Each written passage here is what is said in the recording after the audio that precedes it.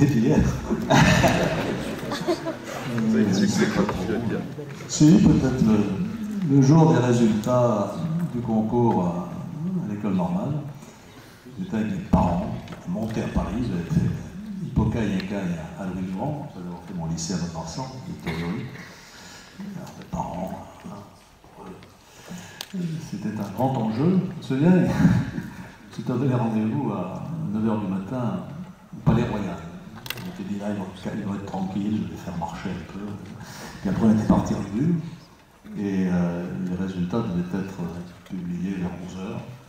Puis j'arrive au bout de la revue, mais évidemment, j'étais stressé à un point que vous imaginez. Vous allez voir. Le père d'un de mes copains, qui était normalien, qui connaissait bien la boutique, me fait un grand signe comme ça.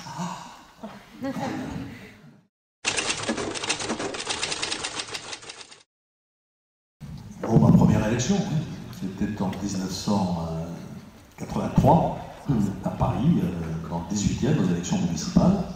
C'est un souvenir assez fort parce que je me battais contre une liste sortante, le 18e était à gauche il y a 15 ans, je crois, ou 20 ans. Cette liste, les 4 premiers s'appelaient Jospin, Estier, Delanoë et Vaillant. Alors je les ai battus, c'est encore quelque chose qui, pour mon ego, est satisfaisant. Et j'ai beaucoup aimé cet arrondissement du 18e, j'en ai été élu pendant 12 ans. Je suis beaucoup investi parce que c'est un arrondissement très, très, très divers. Il y a la place du Tertre, Montmartre, les artistes, etc. Il y a la Goutte d'Or, 50 nationalités différentes. J'ai beaucoup travaillé, des heures et des heures de concertation avec les associations. Il y a des quartiers ouvriers comme La Chapelle, des quartiers bourgeois comme les Grandes Carrières, il y a les HLM des boulevards. J'ai commencé là, dans l'expérience du porte-à-porte. Alors aujourd'hui, quand je fais du porte-à-porte, ah oui, bonjour, monsieur le maire. Quand je le faisais à cette époque-là, c'était non, on n'a pas besoin d'aspirateur, c'est pas la peine, c'est l'arrivée de France. On m'avait pris, je ne sais pas pourquoi, pourtant je n'avais pas d'aspirateur avec moi. On m'avait pris pour un représentant de commerce qui devait vendre sa marchandise. Voilà, donc c'est des bons souvenirs. Bon, à côté de ça, il y a pléthore de candidats à la chefferie. Au Canada, on appelle ça la chefferie. Je trouve que c'est joli. Ben oui, il y en a plusieurs, mais il y a plein de gens de talent. Il y en a beaucoup. Oui, des hommes, des femmes, les gens citent quelques-uns. Il y a Fillon, il y a Copé, il y a Valérie Pécresse, il y a Michael, il y a Vauquier, il y a Lebert. Voilà. Il faut qu'ils mûrissent un peu.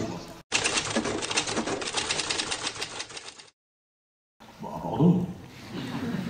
D'accord. Je ne vais pas l'utiliser, ce joker. Bravo, c'est audacieux.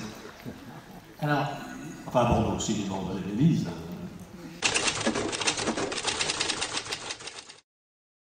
Alors, si vous étiez directeur des ressources humaines d'une société et que vous deviez embaucher des collaborateurs parmi les hommes politiques contemporains, lequel choisiriez-vous, ou laquelle, comme directeur commercial?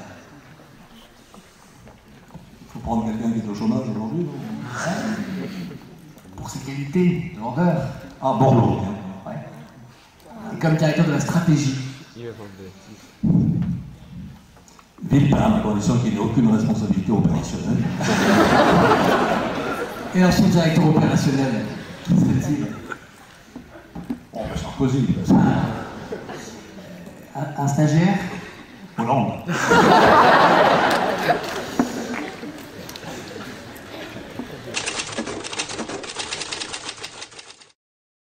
Je ne pense pas que ça se gagne avec un slogan. Je pense que ce dont les Français ont besoin aujourd'hui, c'est de crédibilité. Ce qui tue la classe politique, c'est le manque de crédibilité. On nous dit souvent, mais voilà, vous, quand vous étiez au pouvoir, vous ne l'avez pas fait. Aujourd'hui, on n'en parle pas. Donc on va essayer autre chose. J'entends souvent dire ça. Et l'autre chose, on voit ce que c'est. Je l'ai parlé un petit peu tout à l'heure à propos de l'Europe. Donc je crois qu'il faut qu'on redonne vraiment confiance.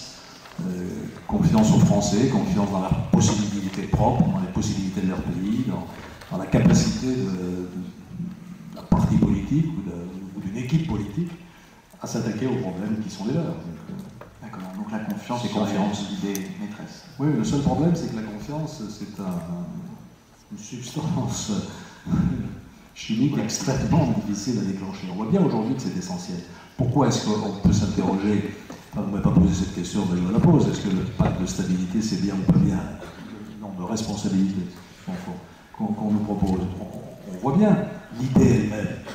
Comment, lorsque quelqu'un vous dit, lorsque le président de la République, vous dit l'entreprise doit être remise au centre de toute stratégie économique, comment ne pas dire OK? Mais après, quelle crédibilité? Et la crédibilité, elle passe très largement par la confiance que les acteurs économiques feront à ce pacte ou ne feront pas.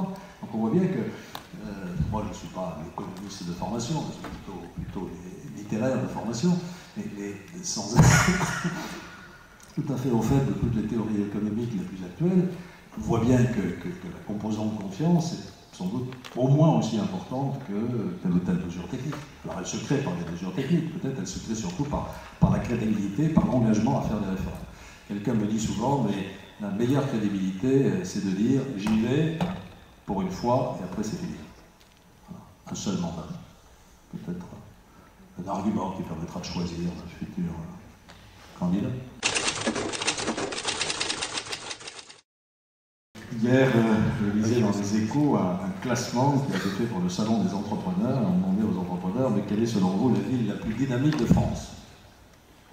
Number one, Bordeaux, 29%, avant Paris à 24%. Donc il n'y a pas photo. Hein. Pour Kedge et Julie Anjosa, c'est 29 pour Julie Anjosa. Pour Kedge, 24 pour Julie Anjosa.